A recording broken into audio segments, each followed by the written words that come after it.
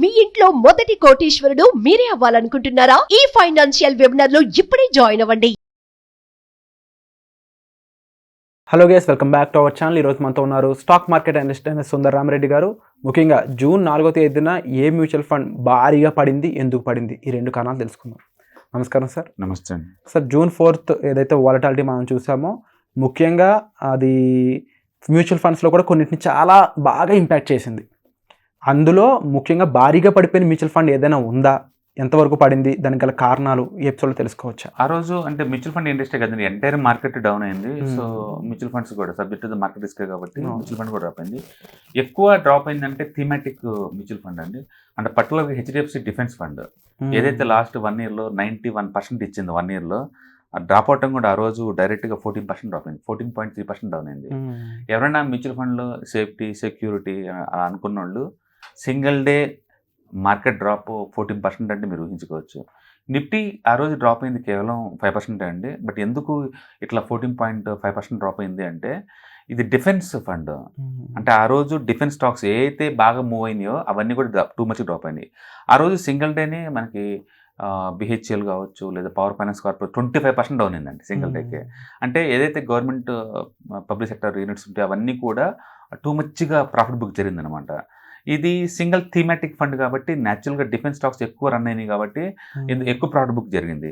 అందుకని ఎవరైనా థీమాటిక్ చేస్తుంటే ఒక పాజిటివ్ రిటర్న్స్ మాత్రం చూడమాకండి. మార్కెట్ పట్టణం స్టార్ట్ అయితే కనుక ఆ థీమ్ కనుక డ్రాప్ అయినా లేదా అవుట్డేట్ అయిపోయినా సరే అంతే ఈజీగా డౌన్ అవుతుంది. అఫ్కోర్స్ ఇప్పుడు రికవర్ అయింది, అది తర్వాత వేరే సంగతి. బట్ థీమాటిక్ ఎప్పుడు కూడా షార్ట్ టర్మ్ పాయింట్ ఆఫ్ లో వాలటిలిటీ చాలా ఎక్కువ ఉంటుంది. అదే నీకు మార్కెట్ క్యాపిటలైజేషన్ వైపు చూసారనుకోండి అంత ఉండదు.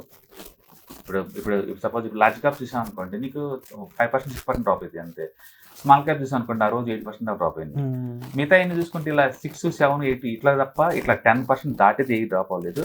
బట్ థీమాటిక్ మ్యూచువల్ ఫండ్ అయితే డ్రాప్ అయింది. అంటే హెవీగా పడిన మ్యూచువల్ ఫండ్ అంటే మాత్రం హెచ్డిఎఫ్సి డిఫెన్స్ ఫండ్ అండి. అంటే 14.5% 15% డౌన్ అయింది. ఇది ఎండ్ ఆఫ్ ది డే కల్లా. అండ్ ఇంతలా భారీగా పడడానికి మెయిన్ రీజన్స్ చూసుకున్నప్పుడు జనరల్గా మ్యూచువల్ ఫండ్స్ అనేవి కొంచెం రిస్క్ తక్కువ ఉంటాయనే ఉద్దేశంతో అందరూ ఇన్వెస్ట్ చేస్తారు. బట్ మీరు చెప్పినట్టు ఇప్పుడు స్మాల్ క్యాప్, మిడ్ క్యాప్ వీటన్నిటికంటే కూడా ఇది ఎక్కువ డౌన్ఫాల్ చూసింది అని అంటున్నారు కదా. అంటే ఏ రీజన్స్ దీన్ని కాంపౌండింగ్ మైనస్కి చూపించడానికి తీసుకెళ్ళడానికి గల కారణాలు అయి ఉంటాయంటే?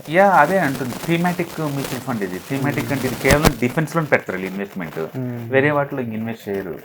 అంటే దాని మీదండి లాస్ట్ ఇయర్ 2023లో ద బిగ్గెస్ట్ వెల్త్ క్రియేటర్ అంటే డిఫెన్స్ ఫండే. అదే ఆ 1 yearలోనే ఆల్మోస్ట్ నీకు 91% వచ్చింది.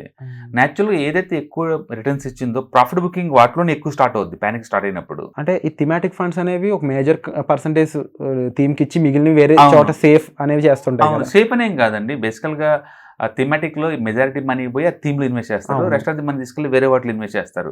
బట్ ఆ రోజు ప్యానిక్కి ఈచ్ స్టాక్ ఆల్మోస్ట్ 25% దాకా డ్రాప్ అయినప్పుడు న్యాచురల్గానే అవి డ్రాప్ అవుతాయి అనమాట. అందుకని ఈ థీమాటిక్లో ఎప్పుడు ఫోకసింగ్ పడ్డది, ఒకే థీమ్ కాబట్టి ఫోకసింగ్ ఉంటుంది. మీరు ఈవెన్ డిఫెన్స్ కావచ్చు, లేకపోతే రైల్వేస్ కావచ్చు, లేకపోతే ఇన్ఫ్రా కావచ్చు, లేకపోతే అగ్రికల్చర్, ఇలా ఏదైనా ఒక థీమ్ వైజ్ తీసుకున్నాం అనుకోండి, అవి చాలా నేరోగా ఉంటాయి కాబట్టి వాలటిలిటీ ఎక్కువ ఉంటాయి, వాటిలో రిటర్న్స్ కూడా ఎక్కువ ఉంటాయి. అందుకని మీరు ఎప్పుడైనా థీమాటిక్ తీసుకున్నప్పుడు షార్ట్ టర్మ్ పాయింట్ ఆఫ్ లో వాలటిలిటీ చాలా ఎక్కువ ఉంటుంది. లాంగ్ టర్మ్లో హిస్టారికల్ డేటా ఎక్కడ కూడా ఈ లార్జ్ క్యాప్, మిడ్ క్యాప్ వీటిని బీట్ చేసినట్టు ఎక్కడ హిస్టరీ లేదు. ఫర్ ఎగ్జాంపుల్ ఇండియాలో ద బిగ్గెస్ట్ మనీ లాస్ట్ 10 yearsలో కనుక మీరు తీసుకుంటే ఎస్ఐపి ద్వారా మంత్లీ కనుక ఇన్వెస్ట్ చేసుకుంటే పోయిన వాళ్ళకి ఎక్కువ వెల్త్ క్రియేట్ చేసింది స్మాల్ క్యాప్స్.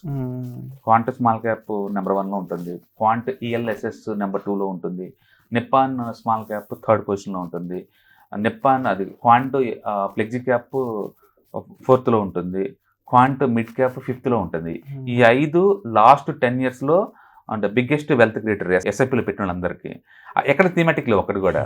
దాని మీనింగ్ ఏంటంటే థీమాటిక్ అనేది టెంపరీగా అది 1 or 2 years అనమాట థీమ్. ఇప్పుడు లేటెస్ట్గా మ్యానుఫ్యాక్చరింగ్ థీమ్ చాలా హాట్, అందరు వరుస పెట్టి ఎన్ఎఫ్ఓలు వస్తున్నాయి మ్యానుఫ్యాక్చరింగ్కి. బట్ అగైన్ ఈ టైంలో ఆల్రెడీ మార్కెట్ పీక్ లెవెల్లో ఉంది, అంత డిస్కౌంట్ రేట్లు ఏం రావట్లేదు వీళ్ళు. యూజువల్గా మ్యూచువల్ ఫండ్ ఏంటంటే పబ్లిక్ ఎందులో పెడితే ఇంట్రెస్ట్ కనిపించిందో ఆ థీమ్ని డిజైన్ చేస్తారు. ఎందుకంటే వీళ్ళు ఏంటంటే మనీ త్వరగా గ్యాదర్ చేసుకుని ఫండ్ సైజ్ పెరగాలన్నమాట వాళ్ళ ఉద్దేశం. అందుకని వీళ్ళు ఎప్పుడు పబ్లిక్కి ఏది హాట్గా ఉందో ఆ థీమ్ లాంచ్ చేస్తారు. అంతే తప్ప అవుట్డేట్ అయిన థీమ్ చీపర్కి వస్తుంది వాటిని లాంచ్ చేస్తారు అని అనలేదు. ఎందుకంటే అవుట్డేటెడ్ థీమ్ ఎవరు కొనరు, కొన్నప్పుడే థీమ్ ఫ్లాప్ అయిపోద్ది అనమాట వీళ్ళకి. అందుకని మ్యూచువల్ ఫండ్ లాంచ్ చేసే టయానికి ఆ థీమ్ ఆల్రెడీ పీక్ వచ్చి ఉంటుంది.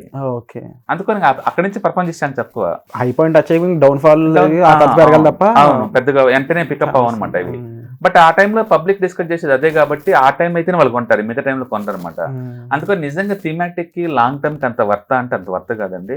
క్లోజ్ గా ట్రాక్ చేయాలి అండ్ ఎవ్రీ 1 year ఒకసారి నిజంగా నిలబెడుతుంటే దించుకోవాలి, అది క్లోజ్ చేసుకోవాలన్నమాట. Thematic high risk and high reward strategy అనమాట. ఇప్పుడు చాలా మంది పవర్ ఒకటి, ఇన్ఫ్రా ఒకటి, మ్యానుఫ్యాక్చరింగ్ ఒకటి అండ్ డిఫెన్స్ ఒకటి వీటిలో ఉంచారండి. ఇవి ఎప్పుడు 1 or 2 years వరకు వర్కౌట్ అవుద్దేమో, కానీ మీరు కనుక 10 years ఉండాలనుకుంటే మాత్రం ఇలాంటి వర్కౌట్ అవ్వవు. 10 years టైం ఫ్రేమ్లో అగైన్ మిడ్ స్మాల్ ఈ థీమ్స్ వర్కౌట్ అవుతాయి. అక్కడ ఏంటంటే మార్కెట్ క్యాపిటలేషన్ వైజ్గా తప్ప ఒక సెక్టర్ అంటూ మనం ఫోకస్ చేయట్లేదు అక్కడ. సో న్యాచురల్గా ఏది హాట్ అయితే ఫండమెంటల్స్ తీసుకెళ్ళి దాంట్లో పెడతాడు. ఆ థీమ్ అవుట్డేట్ అయిపోయింది అనుకోండి, మళ్ళీ ఆ థీమ్ నుంచి బయటకు వచ్చి వేరే దాంట్లో పెడతారు. అప్డేట్ ఉంది వాళ్ళకి. ఇప్పుడు మీరే ఆల్రెడీ దీని గురించి క్లియర్ డిస్క్రిప్షన్ లో ఇది కొంచెం ఎంత కాదన్నా దీని కూడా రిస్కీ ఫండే అది అర్థం అవుతుంది కదా. ఇలాంటి థీమాటిక్ ఫండ్స్ ని అవాయిడ్ చేయడం బెటర్ అంటారా? Still continuation. ఎవరైతే క్లోజ్ గా ట్రాక్ చేస్తారో వాళ్ళకైతే ఈ బాగా వర్త్, ఎందుకంటే షార్ట్ టర్మ్ లో ఎక్కువ మనీ మేక్ చేసుకోవచ్చు.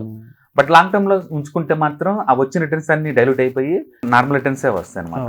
సపోజ్ ఇప్పుడు ఫినాన్స్ చాలా హాట్ అనుకుంటారు, లాస్ట్ 5 years లో బ్యాంకింగ్ సెక్టర్ యావరేజ్ రిటర్న్స్ 9% అండి. 9%. ఒకప్పుడు 5 years బ్యాక్ అది హాట్ అయి ఉండొచ్చు. అలాగే ఐటీ ఉంది అనుకోండి, 5 years బ్యాక్ చాలా హాట్, ఇప్పుడు అది కూల్ అయిపోయింది. ఇంత ముందులాగా ఇప్పుడు ఐటీ పరిగెత్తుకుంటూ పోవట్లేదు. అందుకని మీరు ఏదైనా సింగిల్ థీమ్ కనుక తీసుకుంటే you have to focus a lot అనమాట. తొందరలో ఎవరు దాన్ని క్లోజ్గా ట్రాక్ చేస్తే కూర్చోవాలి. అదే నేను మిడ్ క్యాప్ పెట్టాను, మిడ్ క్యాప్ థీమ్. మిడ్ క్యాప్లో నాకు ఏ సెక్టర్స్ నాకు అనవసరం, అది ఫండ్ మేనేజర్ చూసుకుంటారు. అంటే స్మాల్ క్యాప్ పెట్టాను, ఫండ్ మేనేజర్ చూసుకుంటారు. ఒక థీమ్ వైజ్ కాదు, ఒక సెక్టర్ నేను ఫోకస్ చేయట్లేదు.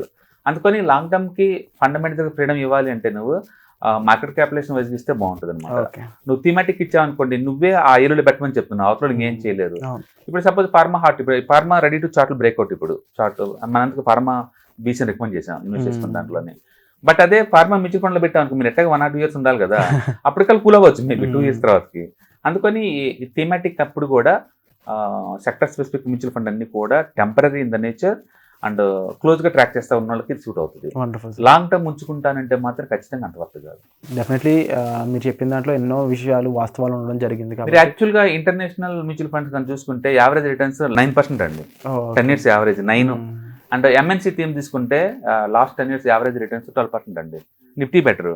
మనం బయట కూర్చొని ఏమనుకుంటాం అంటే ఇంటర్నేషనల్ థీమ్ కాదు చాలా ఎక్కువ రిటర్న్స్ వస్తాయేమో అనుకుంటాం, బట్ నువ్వు ప్రూవ్ చేయలేవు ఆ విషయాన్ని. అవును, దాని బదులు మనం మిడ్ స్మాల్ ఇలా వెళ్ళాం అనుకోండి, థీమ్ లిబరల్గా ఉంటుంది, వాళ్ళు గేమ్ ప్లే చేస్తారు.